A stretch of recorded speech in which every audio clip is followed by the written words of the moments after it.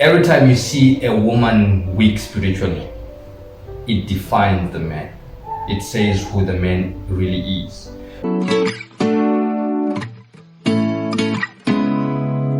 Hi, okay, this is Nathan. And Nathan is with his wife. Lindo, a partner to Nathan. Of course. Very long. It's been like forever. I think it's 4, somewhere there. 3 years. 3 years. Yeah. 4. Oh. In marriage or outside? Or all together? All together. How long has it been in marriage? 2 good years. 2 years, 15 days. This guy. I had a friend of mine who was a friend of Nathan. Or post status. On the status, we met on the status. Then he was filled with. Then. Yeah, that's how we met. Like she was on the status of my friend. So I told my friend, I'm coming for her in December. I think it was around about August or July thereabout. And then I asked for her number. The guy gave me the number, and then I spoke to her for about a week, and then one time cold shoulder, and that was the end of my chat until December when I saw her for the first time. Wonderful. I saw this.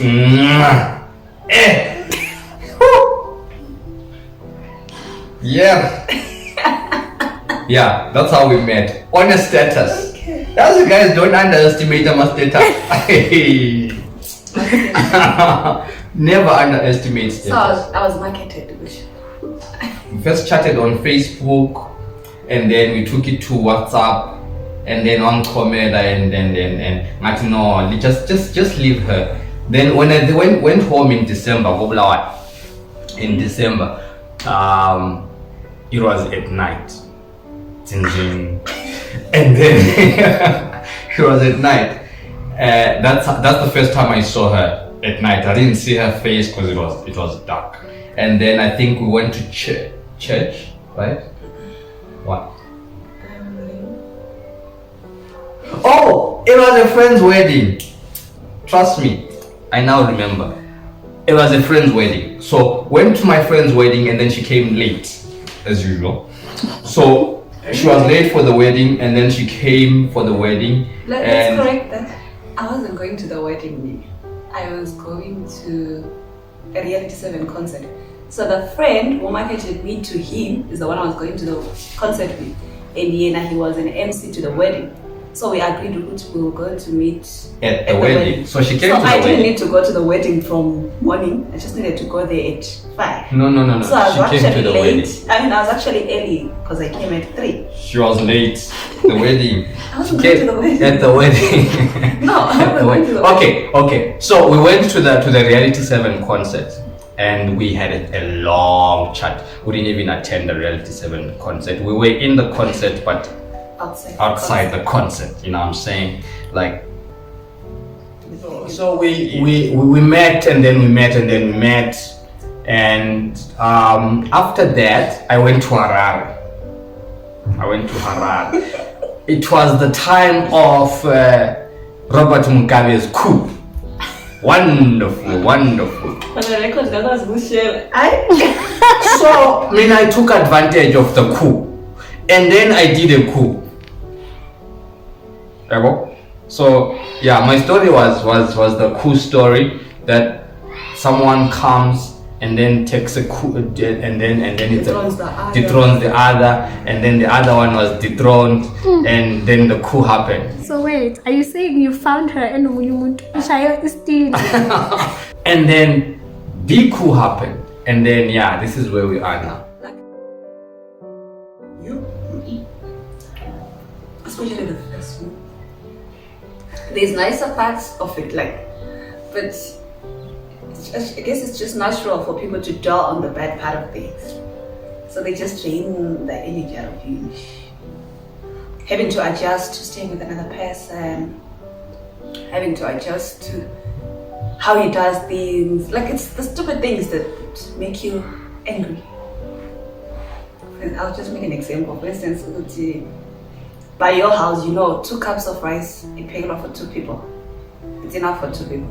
Then you find someone pay a whole 1 kg for 2 people. Yes. Then you're like, It's a man's thing. Cook the whole thing. you by cook the a whole 1 kg for 2 people. Obviously, there will be leftovers. Eventually, I was going to work daily, coming back at 9, so there was no chance over to eat in between. Then he's not a lover of leftovers, but he will still cook a 1 kg. It was wonderful. Imagine what you have been dreaming of. You see, there's things that come as obstacles. You keep on thinking about them, and man, I want to go and play low, man, I want to get married, man, I want to, there are obstacles, like not bad obstacles, but good obstacles that you need to get out of the way so that you can concentrate on other things. So eventually, that happened. So then we went and then we paid the lobola and I was welcomed, in a good way. And they cooked for me a good vegetarian meal. Wonderful. Mama Zala food. Just so imagine. So yeah, it was awesome. The fact that I'd set aside, I'd accomplished a certain goal. It was awesome. So the rest of the year was awesome for me. Like, apart from her being a headache, 1 kg. She wants me to cook 900 grams or 800. 200 is enough, is it? When I was home, I could actually tell my young brother to do something. Do this, do that. And I'd actually be a parent, because I'm a deputy parent in my house. But now, with this grown baby, you have to take care of him. Exactly. Just imagine. But a good bed, I'm a good bird in your head.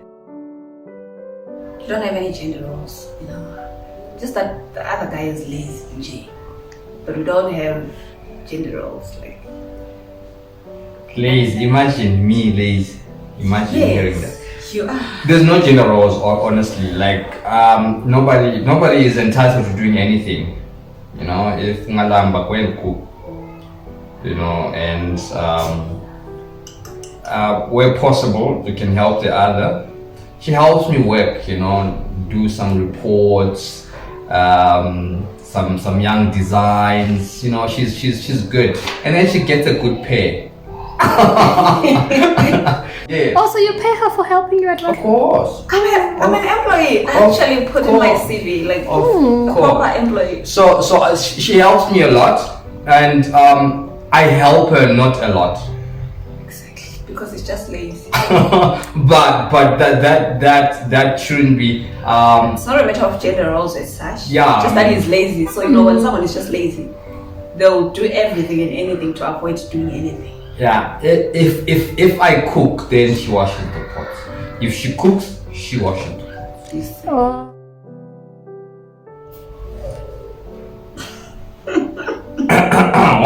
One, two. Mic check. Can you hear his voice now? Yeah. Right. The voice. But he doesn't do that with me. He always uses that voice with other people. He's a priest in our house. He's really a helpmate, like a true helpmate. I was supposed to be the helpmate, right? But he's also my helpmate. Nathan is hands-on type of partner. He's there emotionally, physically, basically everywhere. He's not your typical man that would only shower you with money and stuff, then expect you to be happy. Stingy association. Yes. No man. He's not stingy with his money. Actually, his bank card stays with me. My definition of her being a good partner lies mainly on my weaknesses. See, it took me time to learn a few things about myself. So when you get that missing puzzle, that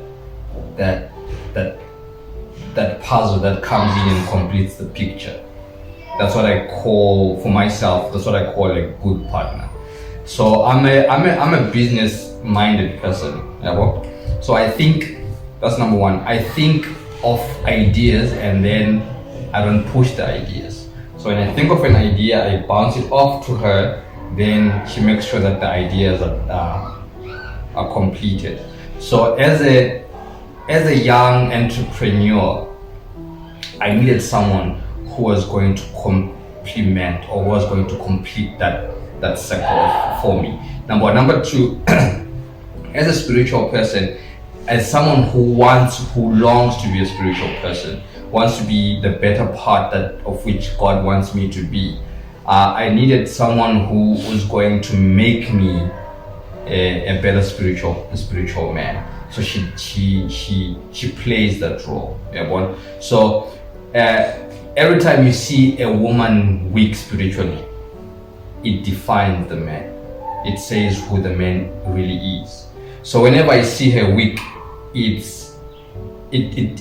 rings back to me with, oh man, there's something that you're not doing. You're not praying, you're not studying, you're not. So then she helps me just by her being who she is. She helps me go back to my studies and prayers. So and then generally in life, man, she's a good wife. She besides all the chores, I mean, she does the cooking, she cleans, she makes the house beautiful. But also on the other hand, while I'm working, I need somebody who's doing what I cannot do for myself: cook, feed me, and all those other things. So she does all that. She does every house chore. She takes care of her house. She takes care of me, and she washes my clothes. I mean, those are just general stuff. But the major stuff I have mentioned, she's a very, very loving and lovely woman. Is it? Easy. Mina, it's the same thing. I was looking for someone to complete the picture. I understand. So my previous relationship, I think after I broke up with that lady, I think it took me about 2 or 3 years. In those 2 years, I was learning about myself. Understand? So I always hear people say that you need to funda umuntu wako, learn your person, know your person very well. I don't believe in that. I believe in that I should know myself. You know, if I know myself, it can take me 30 minutes to know that this is the one. So I learned so much about myself, about my weaknesses, about what I want. And so in me knowing about myself, the day I met her, that's the day I said, she's the one. I saw her on a status, I agree. I saw her on everything, and then I had it in my mind, but the real thing happened the day I saw her. Like the very same day, it took me about an hour conversation from Emma Kandeni to town. I already knew that this is the one. Why did I make a speak into that? Actually, maybe I wasn't supposed to be speaking at all. I'll be lying if I say I knew he was the one. Because when I met Nathan, I was just what? We were 18. 19? I don't know. Somewhere there. Marriage partner and all of that were not things on my mind. Honestly. So I was still one of those people who date for dating. Jay, I meet you, we date, we break up. I find another guy, we date. Like it was just for the sake of it. And what made it worse is because you would see he was staying in SA again. So he was home, of course, December, January. But I knew eventually he's going to leave. Like going back to SA and all of that. So really long distance relationships and all. I never in my wildest dream thought it would amount to this. I always thought that, okay, well, let me hold it while it lasts to provide. We'll date whilst he's still here. He goes back to SA, obviously, we'll give you 2 months. We'll be done. But well, life had its other plans. And then this guy actually told me he wants to marry me 2 weeks after we met. We started dating. But in my head I was like, he's just like any other guy. That's what they always say most. But okay, 6 months later I actually did Of course.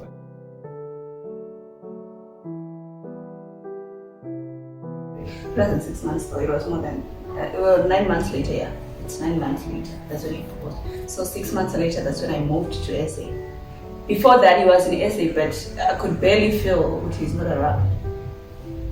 You know, someone who makes it easy, no forced things, it was just flowing. But again, I thought, okay, I mean, it's just WhatsApp. I'm to cancel my life and text and all of that.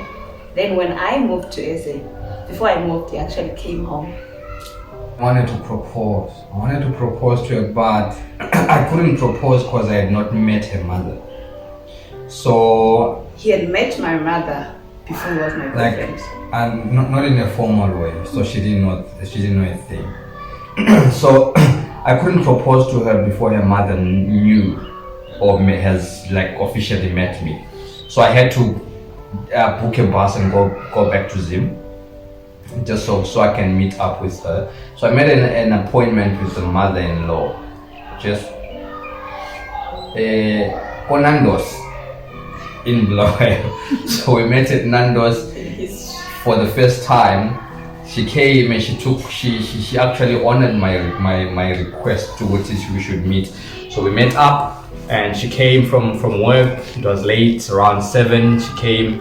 We had our dinner at Nando's, and yeah, so I broke the story to her. Mama, this is me, and me is in love with your daughter, and so we wanna get engaged. He didn't ask for engagement, he was just introducing himself to my mother and made it known that he is in a courtship instead of just a relationship. And the end goal obviously would be going there. He didn't really necessarily ask for engagement. I did. I can imagine my mother saying yes to that. I did. I remember it very well. She does. That showed me the seriousness of this guy, you know. He complimented me very well, especially spiritually. He's that person who would drive you to have a spiritual life, a sharp, and have a good relationship with God without making you feeling inferior or like the most or the worst sinner. He would introduce the word of God to you in a polite manner, basically. So I needed someone else like that and be nice about it. I didn't need someone who would be spiritual and be harsh about it. So he actually understands Uguti.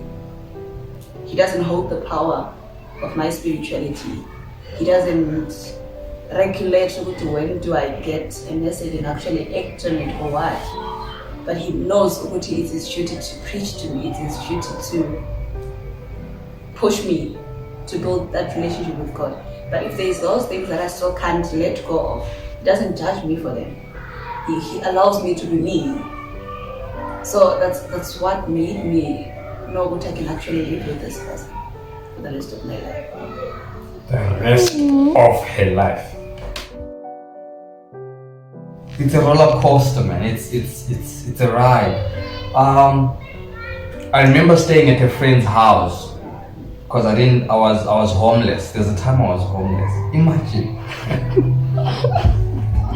There's a time I was homeless when I was coming from Zim. I think sometime when last 2019 in June. I was coming from Zim because I had a slight breakdown, and so I came back here in SA.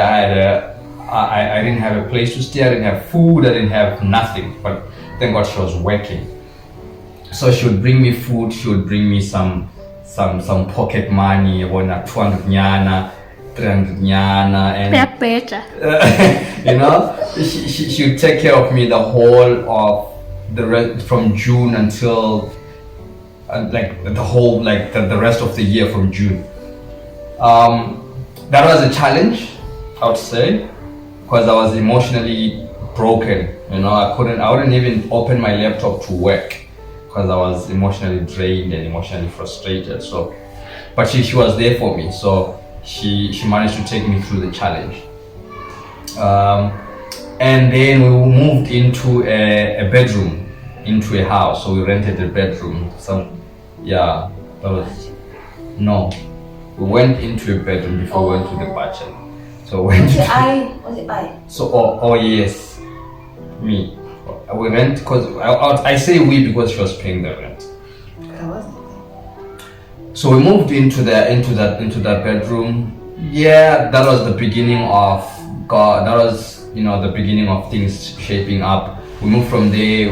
I went into a bachelor setup, bachelor bigger than the room that I was in. It was wonderful, and from there we came here. So all those things, all those stages, it was God. You'd pray and God would answer you like just like that, just like going. I think I was actually getting paid 3,000. Paying at 2.5. Yeah, somehow we survived on a 3,000 man, that was crazy. Because I was paying his rent was 2.5 plus 200 rents, electricity, and I was getting paid 3,000. One thing I've realized with our lives, exchange, we exchange situations. So 2018 when I came to SA, obviously I was staying with my uncle, not working or anything like that. He wasn't paying my rent or buying me food, of course, but the little things like you need leisure, you need clothes, like the little things that you need. He was doing those for me. Basically every money or every cent that I ever had in 2018, I got it from him. And then when 2019 came, he went home in December, right? Then when I came back in March 2019, that's when I was working. He was still home. So basically that time, he was having his difficulties, but I was not having any difficulties. At that time, I would contribute almost 1,000 at home, pay his 2.5 rent, buy groceries over 1,000, use 1,000 for my transport going to work, but I was only getting paid 2,000 at that time, meaning my expenses were going up to almost 7K. Actually, when I got money, the first thing on my mind was food, because I knew if roles were to be exchanged, he would do that in jail. I'm the financial advisor in this house. I was the savvy person, seriously. It's not a need, I don't do it. Unless if, say me, but JJ, I don't. But I met someone who is actually reckless, who believes in Oguti. I see here. I'm not a money person. I use anyhow, anything, anyway, anytime. Like I don't do money, so it's easy for me to say, here's my bank card. There's so much, and here's some cash. There's so much. Take care of it. But ever since there was about Decofe, about Pep home, about Mr. Price home, Yes. Man. Woo. I think my card is safer with me now because I want my card back. Actually, I think this yes, I want my card back. This is not the purpose. The purpose of this video is not to do that. Second chance, please. Please don't take the card. I've heard people say that relationships don't have a manual. They do. They do have a manual, and the manual is the word of God. There's always been a set way of doing relationships. Period.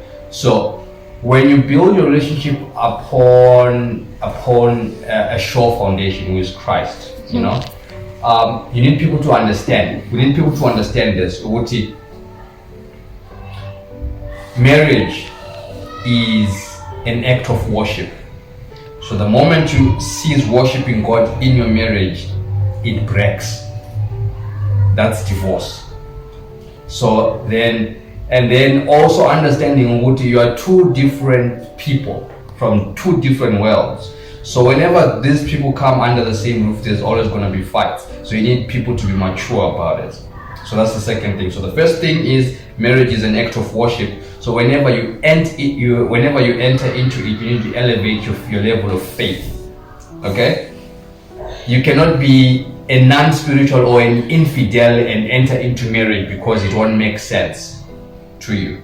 You will fight, and then after fighting, you break up. After breaking up, then there's divorce. After divorces, then there's all those other complications. But when you involve God in your fights, then the fights will cement you. You become stronger together. Because after all, me fighting her does not mean I'm fighting her. It means that I'm learning more about her. The things that annoy me about her, the things that give me creeps about her. You know, when I learn what she does, when I learn how she does, when I learn the kind of person that she is, there's some things that you can't change about her. So when you learn about those things, then you have knowledge of who she is. Because my definition of love is knowledge, pure knowledge is my definition of love. Because the more you know about her, the more you love her. Because when you've known her bad side, and you've known her worst side, you've known her bad habits, you've known my worst side and my worst habits, then you begin to say, Nathan, I love you, because it has no condition. You're loving me because it's a principle. If God instituted it, when it begins to have cracks, you need to take it back to God for fixing. To the single guys, know yourself, learn yourself. When you've learned about yourself, it's easy for you to get the one person. In the process of learning about yourself, in the process of learning your mistakes, your weaknesses, your trash, you see, the one thing is you can't lie to yourself. You'll always be honest to yourself. So that's why I'm saying learn about yourself. Know who you are, know what you want, and it will be easy for you through prayer that you then be able to point to the one that you are going to spend the rest of your life with. And those that are in relationships, man, it's a learning curve, it's a learning process. The moment you step into courtship, you need to elevate your faith. That's important. You need to elevate your faith. The moment you enter into marriage, let your faith go higher, because marriage is for spiritual people, and you can't do marriage without God in it. You will fail, dismally so. Aluta continue. Look at each other and compliment each other. Beauty, brains, and maturity. That's what she is. I mean, yeah, man. I wouldn't have asked for anything better. You know, she's no. Look at that. Yeah. I need, like she told you that when I met her she was young, but at that particular moment she was showing maturity, and that really attracted me to her. Who said I love you first? Me. How long were you in a relationship before the engagement? Before the engagement, 9 months, yeah. 9 months. What's your partner's favorite color? White. She loves every color. Like, I've asked her that question myself. She Like, loves brown, No. black, Darker colors, yeah. nude. Yeah, I know nude. But I don't like brown. That's what I know.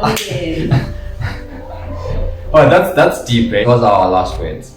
Husbands, love your wives as Christ loved the church.